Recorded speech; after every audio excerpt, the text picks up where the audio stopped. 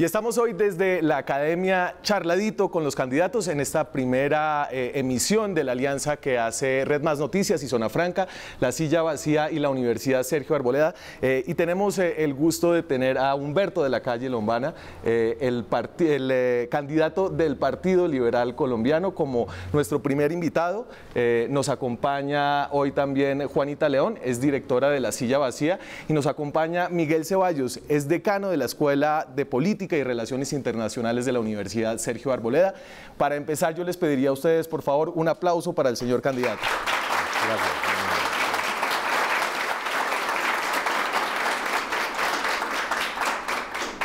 Y arrancamos este charladito con una noticia que nos da usted, Humberto. Anuncia su fórmula vicepresidencial y aquí le tenemos el tarjetón de cómo ya se vería esta dupla que va a hacer usted con la doctora Clara López. Lo tenemos por ahí, ya viene. Así será. El tarjetón, no sé ya a qué partido ponerle, y de eso tal vez van a poder preguntar aquí nuestros charladores. En este charladito que es un homenaje a la charla y también a Luis Fonsi, por supuesto. Adelante.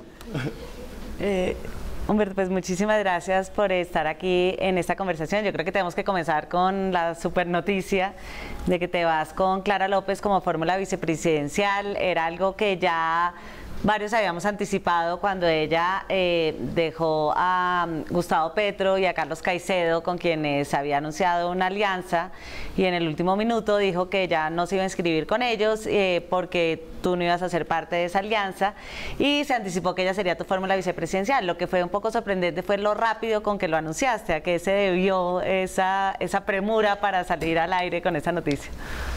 Sí, me parece que ese enfoque es válido porque siempre le preguntan a uno, a ver, ¿cómo fue la cosa?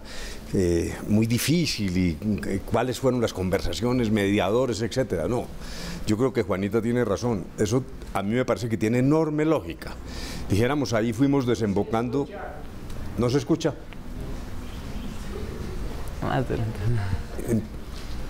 Señora, hágase más cerquita.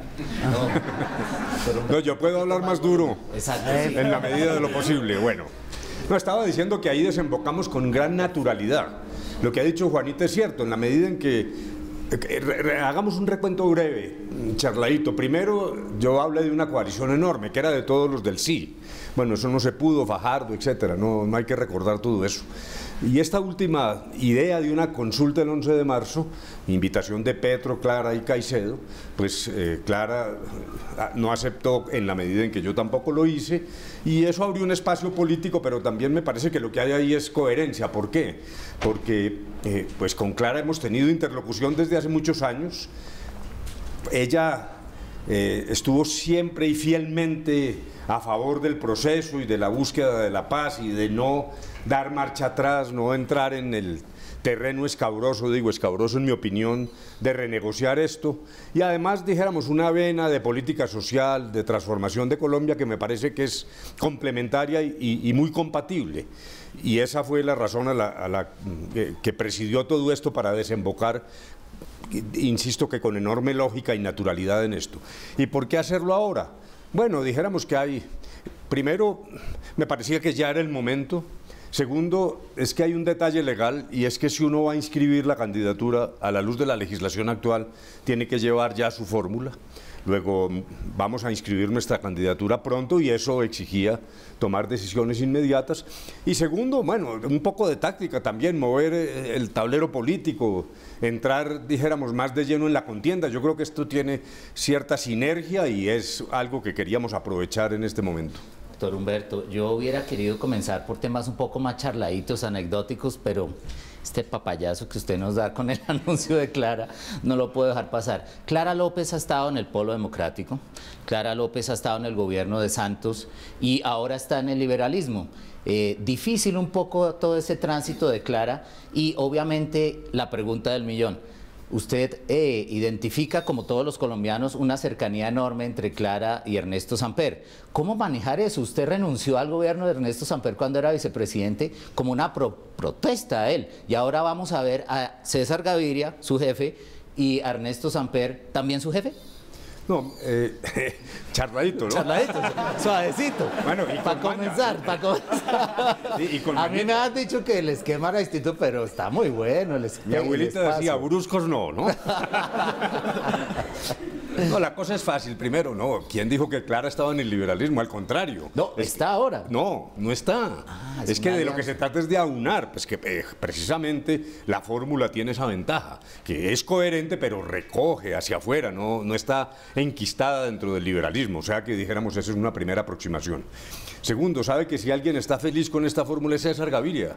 Luego, realmente, la interpretación de que este es un triunfo de Samper contra Gaviria y tal, eso es sencillamente paja. Pero está feliz con usted, no con Samper. No, con Clara, con la fórmula. César Gaviria está contento con la fórmula, ¿no? Dijéramos esa supuesta de lejanía que pueda generar esto no existe. Yo creo que Clara tiene buenas relaciones con Samper, pero eso ni me molesta ni tiene nada que ver conmigo, y el tema Samper para mí es una cosa del pasado. Dijéramos, ahí ocurrió lo que ocurrió, todo el mundo lo juzga. Yo no voy a regresar al pasado, yo no creo que haya que estar reciclando odios. Si uno odia, el esclavo del odio es uno, no el odiado. Entonces me parece que lo que hay es que superar eso y realmente no tiene nada que ver, y a esto llegamos, repito, de una manera bastante natural, espontánea, y creo yo que es una buena decisión. Suavecito, suavecito. Si Samper públicamente anuncia el apoyo a su coalición, ¿usted lo recibe con los brazos abiertos? Pues es que cómo es la cosa de la política, o sea, uno tiene que andar excluyendo apoyos. No, el doctor Samper es un expresidente de la República, no está dentro del Partido Liberal buscando cuotas de poder. Yo no lo he visto así, ni lo he sentido así.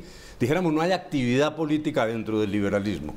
Y si él cree que esta es una buena fórmula, pues estupendo, yo no tengo ninguna objeción a eso, pero eso no significa que haya compromisos, ni que vaya a estar en el comando central de la campaña, ni nada que se le parezca, ¿no? Humberto de la Calle acabó la guerra con las FARC y podría acabar la guerra dentro del liberalismo.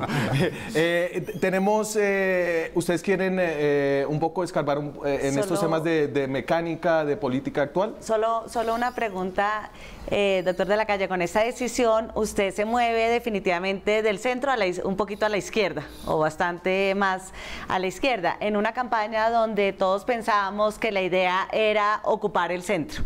¿Cómo fue esa decisión estratégica de moverse más a la izquierda?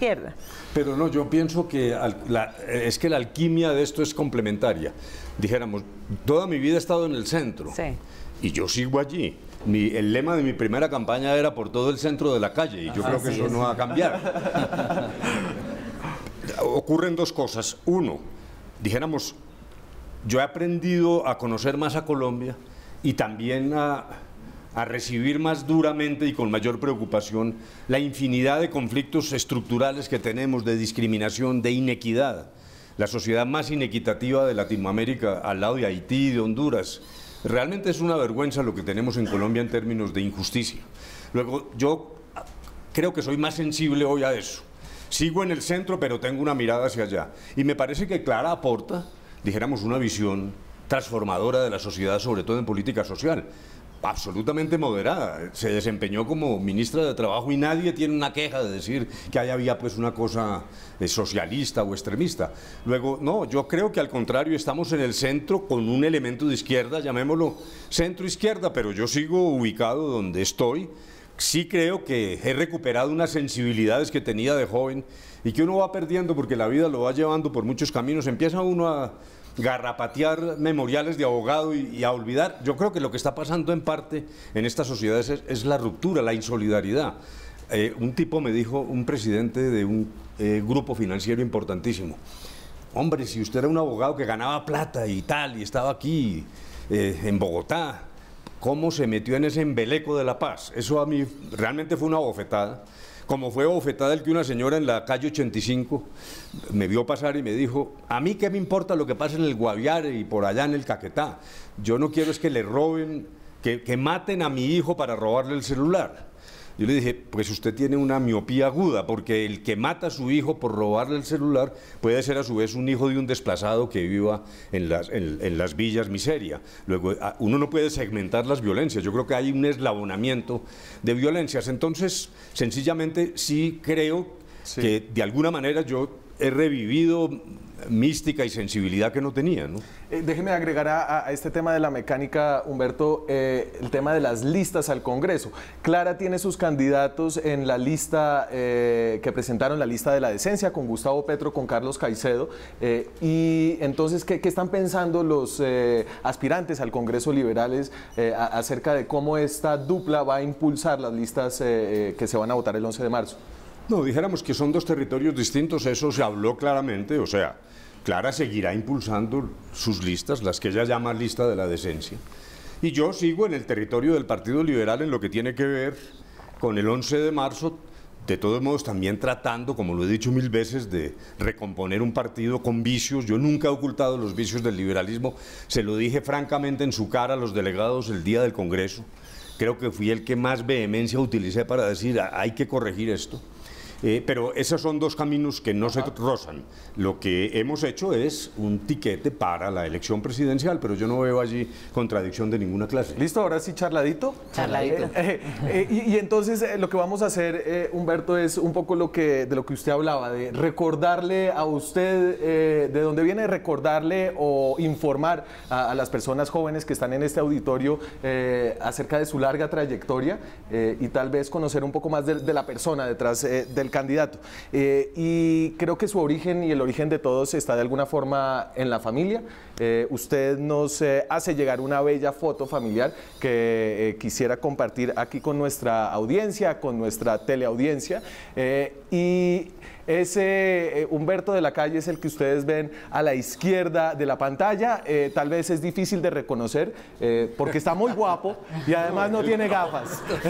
Y el pelo. El pelo. La nostalgia, hombre. Hábleme, este es su origen. ¿Cuál es su origen, Humberto? Bueno, entonces, muy bien. Allí está el núcleo de mi familia, más una tía que se llamaba Elfa Lombana. Esa familia fue expulsada de Manzanares. Yo nací en Manzanares, una pequeña población de Caldas. Muy goda, muy goda. Sí, yo no quería decir eso. Es usted el que lo ha dicho. Para eso estoy acá. Una de las más godas del país. Entonces, a mi padre le dieron 24 horas para salir. Yo tenía 6 meses. Esto lo sé, pues, obviamente, porque hace parte de la tradición familiar. Esa noche apedrearon la casa, tuvimos que salir. Mi papá, esa familia que ustedes vieron, recaló primero en Pereira y luego en Manizales. ¿Su papá era profesional? No, mi papá era en Manzanares tenía una finquita, dijéramos, que perdió. Mi madre trabajó como educadora toda su vida. Y yo creo que eso incidió mucho en mi vida también y en la de mi hermano, que está allí en la foto. Entonces, desplazados de la violencia, llegamos a Manizales, algún tipo de ayuda del Estado, eso es importante, para un niño que apenas comienza, una bequita para estudiar, casa del Instituto de Crédito Territorial. O sea, yo lo que quiero decir es que yo no voy a posar aquí de miserabilismo, pues. En mi casa no faltó nada, pero no sobró nada. No voy a decir que éramos unos proletarios, gente de clase media, dijéramos. Yo tengo la oportunidad de educarme, en particular en la Universidad de Caldas, que es una universidad pública. Yo amo la universidad pública, sin demeritar los esfuerzos privados en la materia, que hay que aplaudir y respetar, pero yo creo que la universidad pública hay que rescatarla. Entonces transcurre allí mi vida en Manizales, en ese núcleo familiar. Repito, mi madre era educadora. Pasaba una cosa muy rara. El barrio donde yo vivía, del Discredial, pues para los jóvenes, el Discredial era el Instituto de Crédito Territorial. O sea, casas, pues, dijéramos, medio de interés social, hechas por el gobierno. El único niño, en esa comunidad teníamos como 15 niños, era una patota, una barra. El único que llegaba a su casa y no encontraba a su mamá era yo, porque ella estaba trabajando. Yo sí sentía eso como raro, yo no podía entender bien. Yo examino mi vida hacia atrás y eso no me causó resentimiento, sobre todo porque después yo empecé a comprender su tarea. Ella trabajaba porque necesitaba y por vocación, pero necesitaba. Mis padres necesitaban trabajar. Llegaba a mi casa, mi madre aparecía después, Por las noches los jóvenes no me van a creer, es que no había televisión. Alguien me dijo, ¿cómo? ¿Es posible la vida sin televisión? Sí, entonces lo que hacía mi madre era leernos a mi hermano y a mí, y yo creo que eso tiene mucho que ver con mi formación y lo que siguió, pero de esas dijéramos Humberto, una anécdota de tu mamá que a mí me causó mucha gracia cuando la supe, y es que ella consultaba con un cura sobre qué libros eran buenos para leer y cuáles no, y te purgaba una cantidad de libros de tu biblioteca porque ella era muy conservadora, y sin embargo tú muy rápidamente te volviste un hombre liberal, nadaísta, rebelde en la universidad. ¿Cómo fue esa rebeldía frente a ese conservatismo? ¿Sabe qué? Vámonos a la pausa y contesta esa pregunta. Seguimos aquí desde la Academia Charladito, hoy con Humberto de la Calle.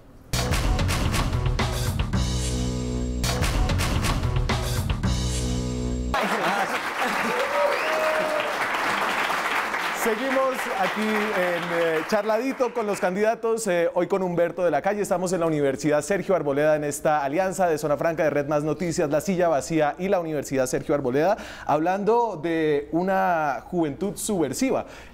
Así lo ponía, esto es de 1966, el 30 de abril, en el diario La Patria, que debía no tener muchas cosas de las que hablar para resaltar esta noticia. Dice: cancelan la beca a un estudiante subversivo.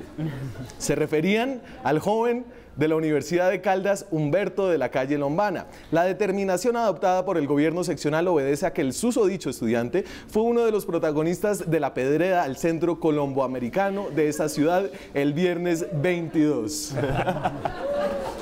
Pero, bueno. Y eso se lo saca...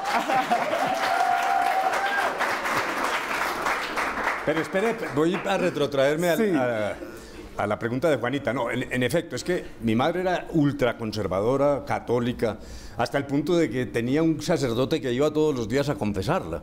Yo nunca pude entender qué confesaba ella, porque es una cosa extraordinariamente misteriosa. Entonces ella le pregunta, se metía a mi biblioteca y encontró un libro sobre materialismo histórico, marxismo.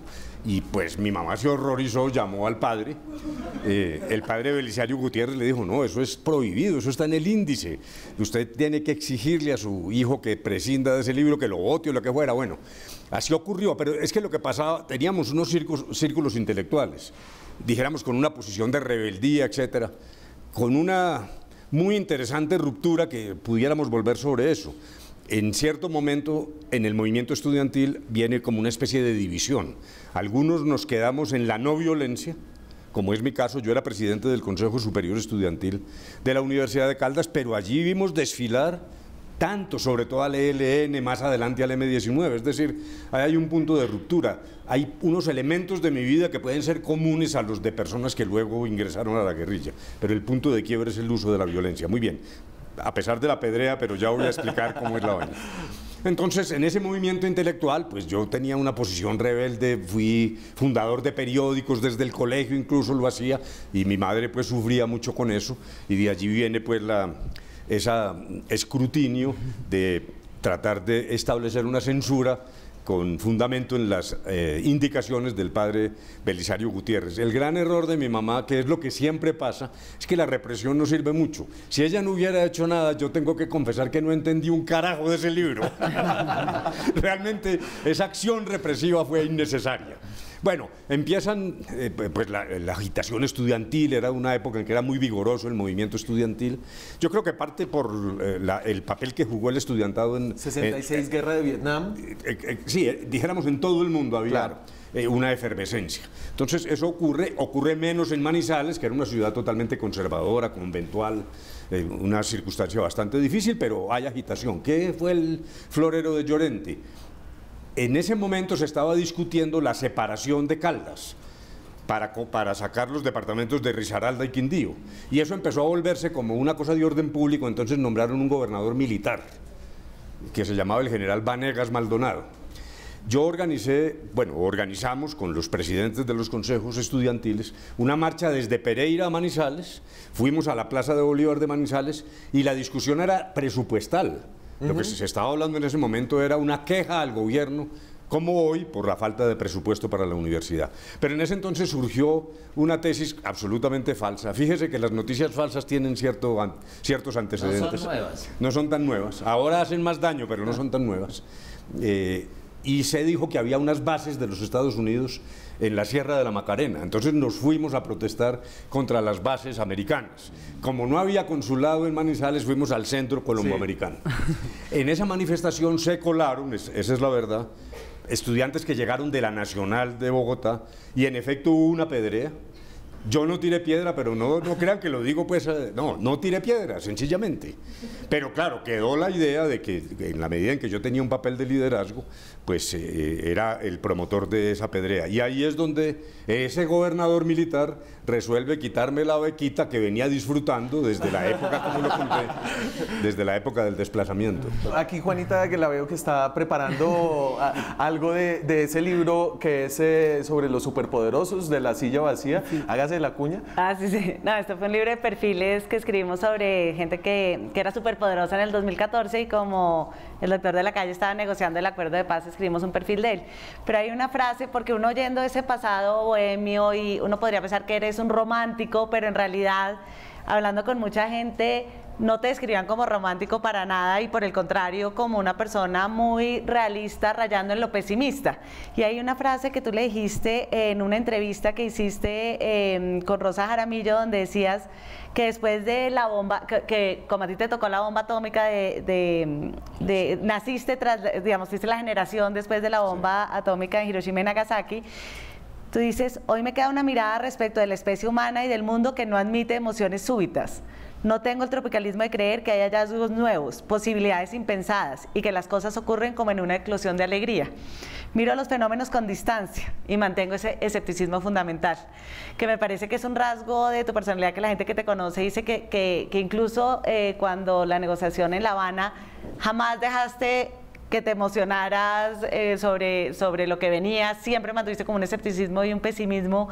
¿Por qué no sabes un poquito eso de dónde viene? Sí, primero, el pesimismo es una maravilla, yo lo recomiendo.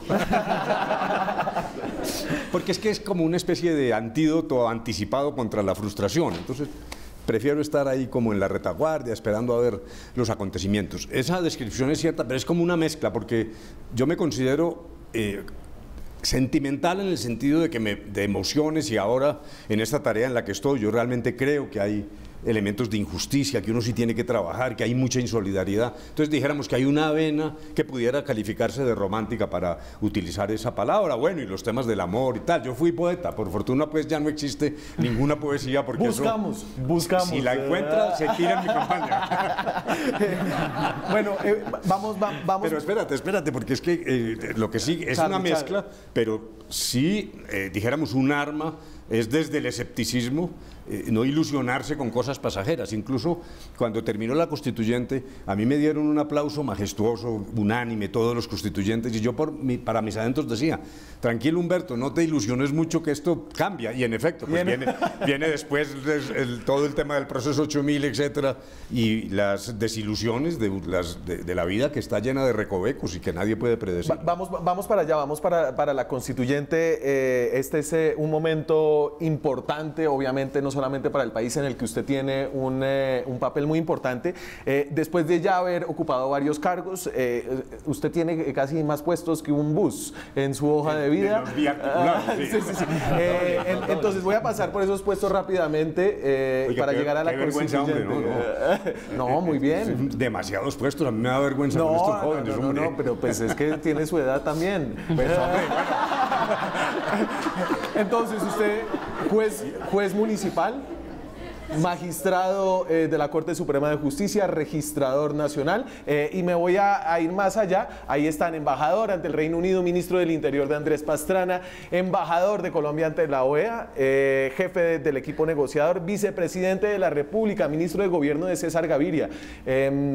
O sea, la vuelta a la cuadra se dio muy bien, pero yo quería volver al momento de la constituyente, que es muy importante para el país y donde usted tiene un rol obviamente muy destacado como ministro de Gobierno. Ustedes, aquí los dejo con esta foto, que es obviamente muy evocadora. Ahí está de espaldas Antonio Navarro, Horacio Serpa, usted, Humberto de la Calle, y en el fondo está Álvaro Gómez Hurtado. ¿Qué le quieren charlar acerca Bueno, mire, de eso? es que cuando veo a Álvaro Gómez Hurtado, uno de los fundadores, doctor de la calle de esta universidad, obviamente la nostalgia se le viene a la mente. ¿Qué relación tuvo usted con Álvaro Gómez? ¿Cómo vivió esos momentos históricos de la Constituyente? Álvaro Gómez fue copresidente de la Constituyente y el doctor Humberto de la Calle tenía un rol importantísimo en ella. ¿Cómo conoció usted a Álvaro y qué recuerda de él? Sí, eso es muy importante porque, dijéramos, en la tradición previa al Frente Nacional, pues Álvaro Gómez era como una especie de demonio. El hijo de Laureano Gómez, a quien denominaban el monstruo, era pues una época... quizás, lo triste es que no sé si estamos yendo a esa polarización de ese entonces, pero bueno, entonces era, repito, como olía a ácido sulfúrico donde pasaba Álvaro Gómez. Esa era pues la idea que tenían los liberales. Era la época en que no se podía saludar a un señor si tenía corbata roja, etcétera. Una cosa trágica en Colombia, que se termina con el Frente Nacional. Y Álvaro Gómez presenta varias veces su candidatura. Álvaro Gómez perdía con el que le pusieran porque realmente el Partido Liberal era mayoritario y venía toda esta resaca del pasado. Pero yo tuve algunos contactos con él cuando fui registrador nacional del Estado Civil, como es obvio. Y también ahí hay anécdotas y cosas interesantes. Pero ya en la Constituyente, yo entré a la Constituyente como una especie de colado, como un colado, porque la Constituyente, que inicialmente iba a trabajar sobre un proyecto oficial pactado por el gobierno con todas las fuerzas políticas, la Corte tumbó eso y dijo, no, si quieren Constituyente, el que no quiere caldo se le dan 2 tazas, entonces que sea soberana. Y claro, la Constituyente se alebrestó, no permitía la entrada de ningún ministro, con excepción mía, como ministro de gobierno. Cuando yo llegué estaban los escaños, las curules para todos menos para mí. A mí me pusieron un asientico ahí al lado. Incluso la señora que servía los almuerzos pasó y yo hice el gesto de recibir el almuerzo y me dijo, no, esto es para los constituyentes. Entonces, me tocó pues aguantar. Era como un ministro ahí sentado. Y además yo soy un poco tímido, la gente no cree, pero sí. Y bueno, me tocó amoldarme a una situación. Yo dije, no, aquí lo que hay que hacer es trabajarle a esto con raciocinio y nunca... partir de la base de que yo tengo la razón porque soy el vocero del gobierno. No, lo soy, pero vámonos pasito y nos oímos todos en un marco de pluralismo. Con Álvaro Gómez entonces tuve permanente interlocución, sobre todo a partir de un momento en que, como les digo, servían almuerzos y ahí estaban las cámaras de televisión y Álvaro Gómez se me arrimó y me dijo, nunca coma delante de la televisión. Le quiero dar ese consejo. A partir de ahora usted y yo nos vamos a mi oficina y almorzamos. Prácticamente todos los días yo almorzaba con Álvaro Gómez y realmente tengo que entender la gran sabiduría, conocimiento del país. Es una persona que tenía encima el lastre del pasado, de la pugna partidista, pero dijéramos un personaje muy importante en la vida colombiana. Entre otras cosas, lo aprendí a admirar, pero también eso hace parte de mi talante. Una cosa que quiero contarles aquí, que está Miguel. Se puso en marcha una comisión de las múltiples comisiones para reforma política y yo hacía parte de esa comisión con otras personas, Vivian Morales, etc. Quien nos tendió la mano fue la Universidad Sergio Arboleda y yo no tuve ninguna objeción en que aquí se desarrollaran las discusiones y además contamos con Miguel en una propuesta que yo sigo creyendo que fue bastante seria, elaborada y muy buena. Pero claro, como a eso lo que pasa es que con la reforma electoral y política está pasando que finalmente siempre se hunde, siempre fracasa, pues por resistencia de los partidos. El hecho de que esté usted hoy aquí en la Sergio Arboleda y que lo vayan a aplaudir enseguida de este comentario muestra que no estamos tan mal como estábamos tal vez antes, ¿o no? Aplausos.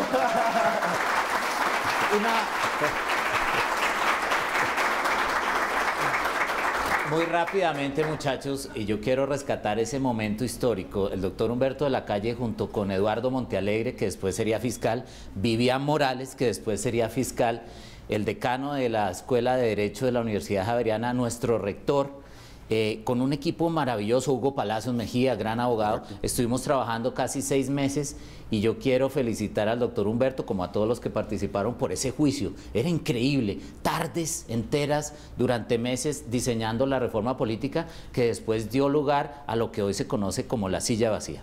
Gratis, por cierto. Juanita, Claro.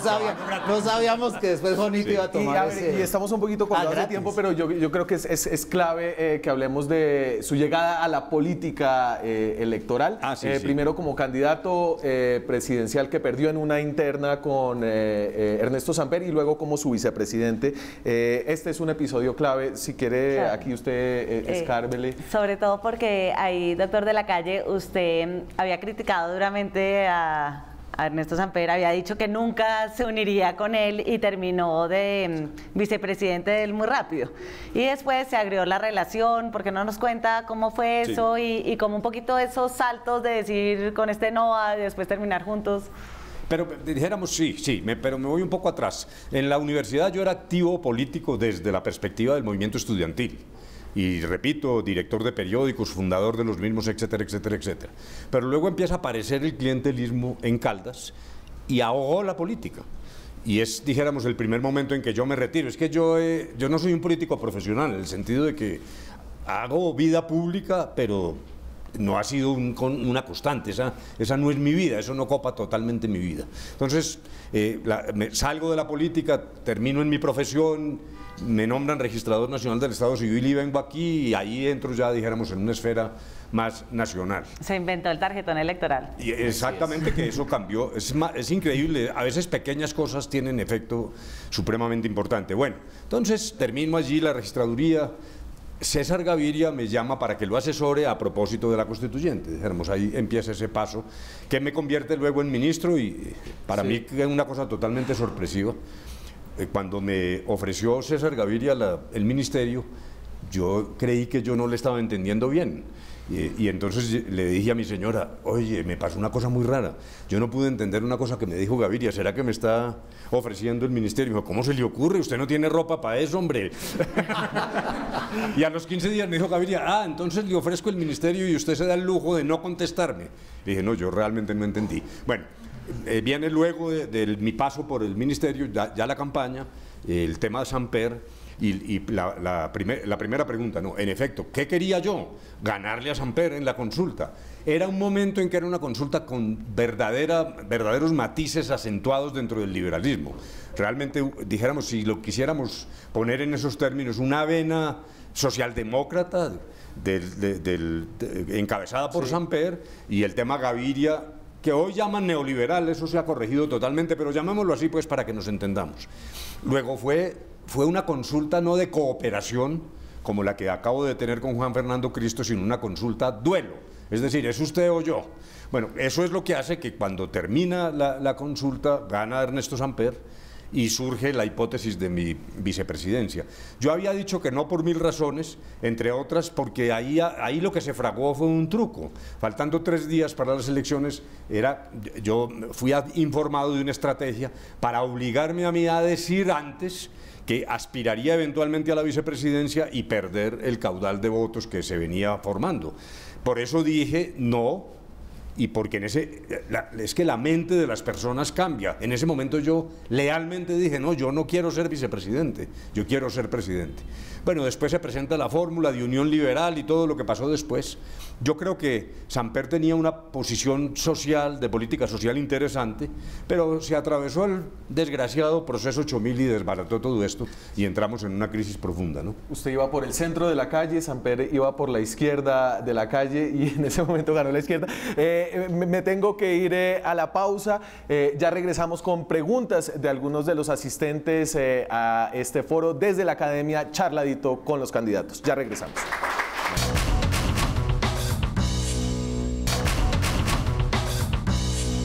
Seguimos hoy desde la Academia, desde la Universidad Sergio Arboleda, en esta alianza de la silla vacía, la Sergio Zona Franca de Red Más Noticias. Charladito con Humberto de la Calle. Le van a hacer preguntas aquí del público y le doy entonces el micrófono al periodista de Zona Franca, Oscar Rincón. Bueno, Daniel, para comenzar tengo que decir que escogimos estas preguntas como si fuera una licitación pública a dedo.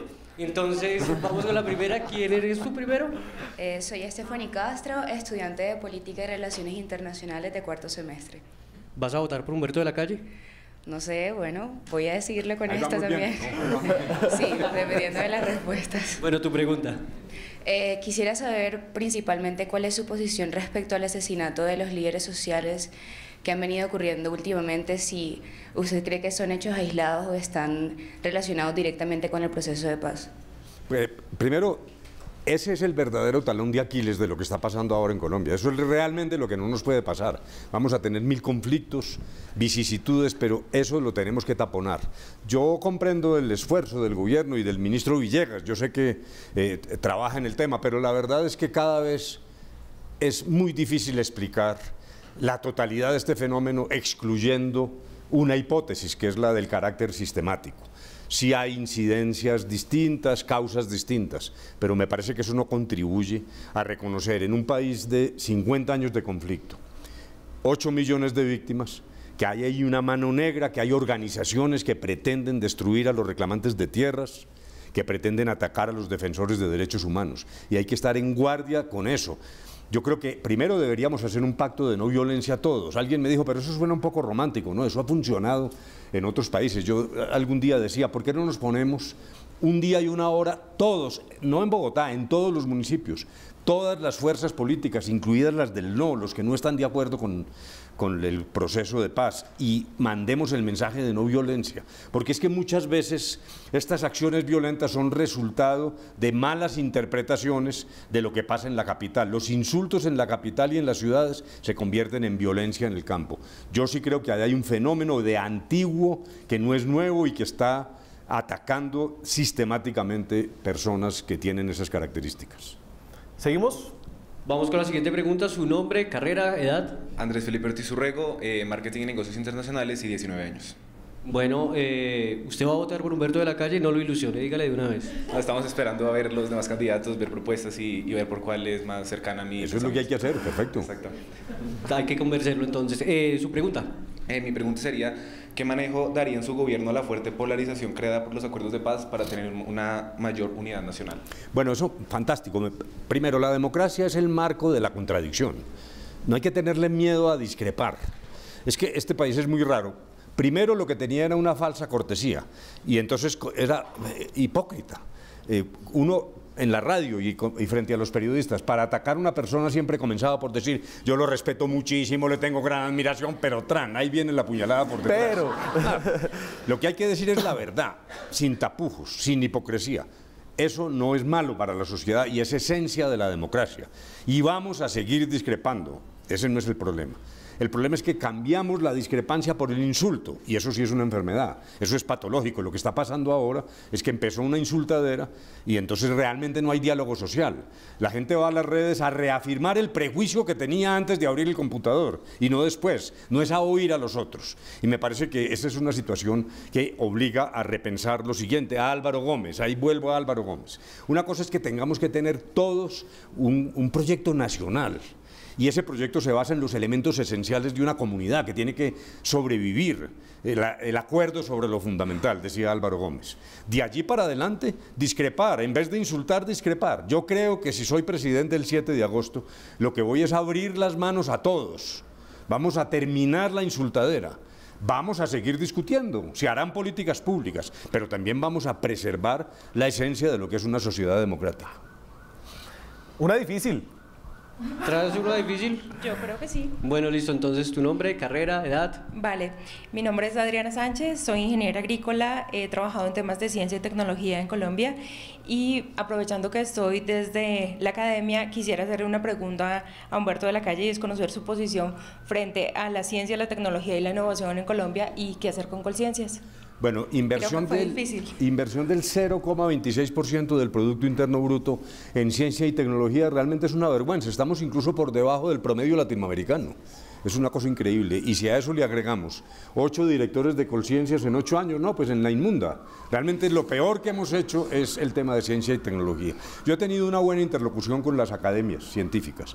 Incluso he expuesto la idea de crear el Ministerio de Ciencia y Tecnología. Primero, para que no se alarmen, lo que yo quiero es sobre lo que hay, tomando conciencias, darle mayor presencia estatal en el gabinete, en la discusión de los presupuestos, porque lo que ahora pasa es que como no está presente, pues entonces se les olvida y por eso ocurre lo que está ocurriendo. Eso significa un ministerio a costo cero. Yo no estoy hablando de burocracia, estoy hablando es de peso específico, y esa propuesta la avalan las comunidades científicas que han pedido eso, y yo quiero anunciarlo como un compromiso que ya he hecho. En segundo lugar, la verdadera decisión estratégica de un país pasa por ciencia, tecnología e innovación. Lo que nos está pasando es que es como el tipo que vende la casa para comprar el mercado. Eso realmente es absolutamente loco. Si algo es prioritario en materia de inversión social, es lo estratégico.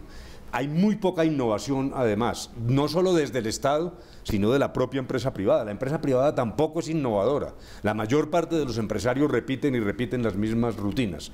Luego, ese es un tema absolutamente esencial.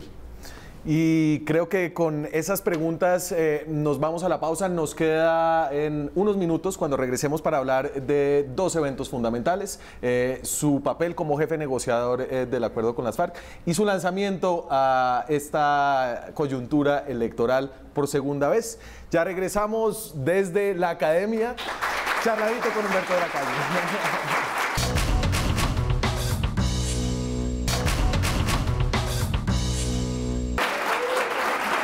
¿Quién dijo que la academia era aburrida? Estamos desde la academia en la Universidad Sergio Arboleda, en esta alianza con La Silla Vacía y Zona Franca de Red Más.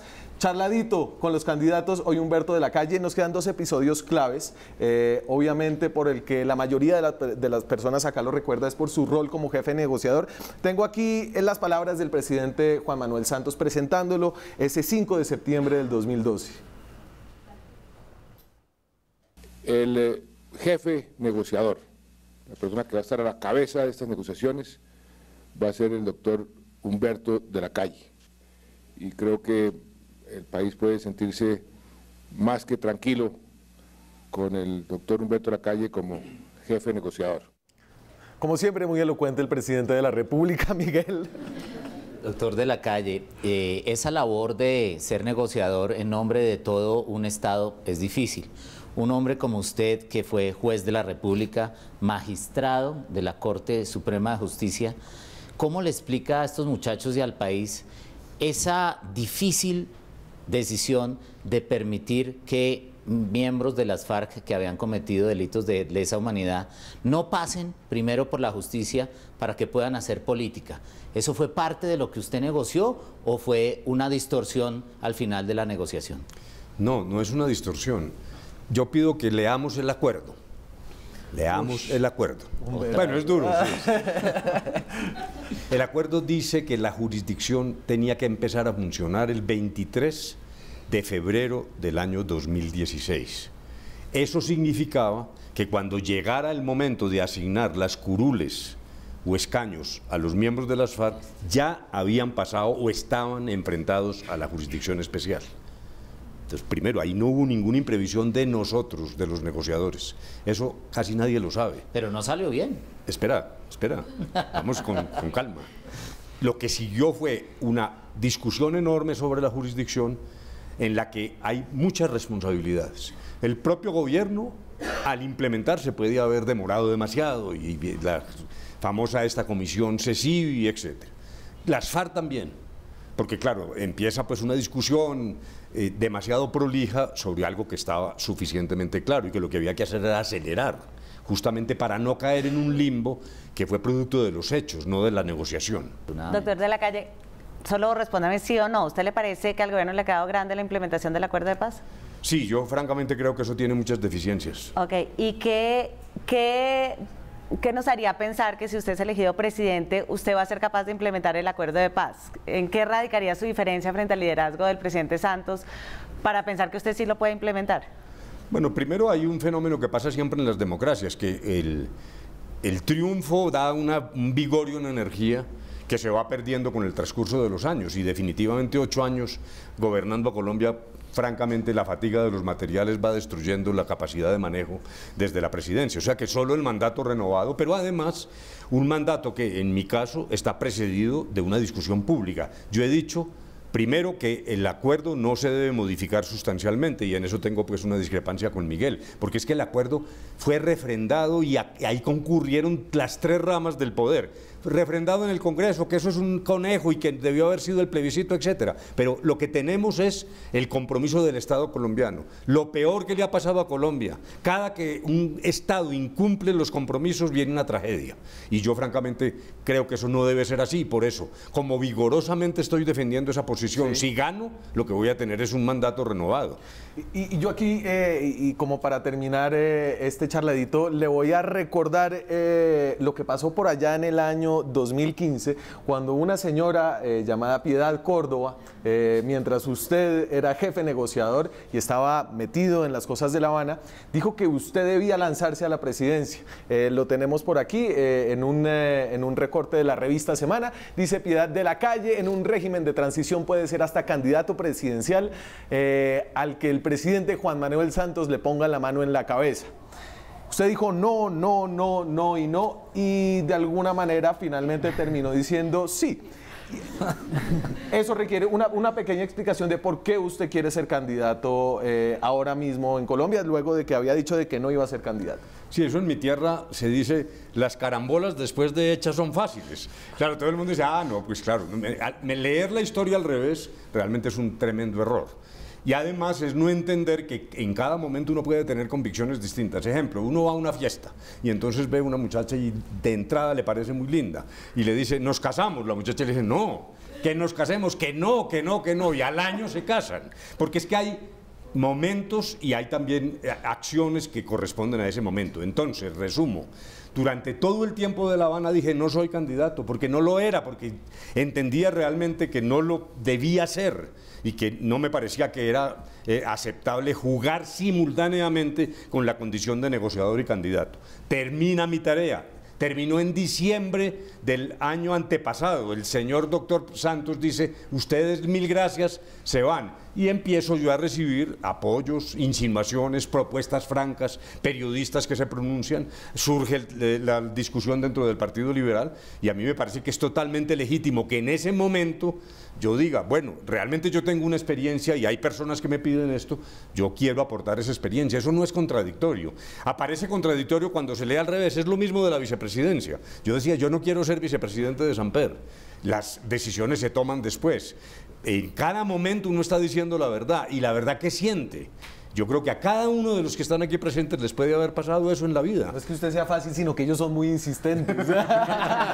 Se nos acabó el tiempo en este primer experimento, de esta primera alianza de Charladito. Yo creo que salió charladito. Salió muy bien. Salió muy bien. Maravilloso, chévere. Miguel Ceballos, de la Universidad Sergio Arboleda, Juanita León, directora de La Silla Vacía, Humberto de la Calle es candidato presidencial del Partido Liberal. Yo soy Daniel Pacheco, esto es Zona Franca del canal Red Más. Muchas gracias, muchachos de la Sergio, aquí volveremos.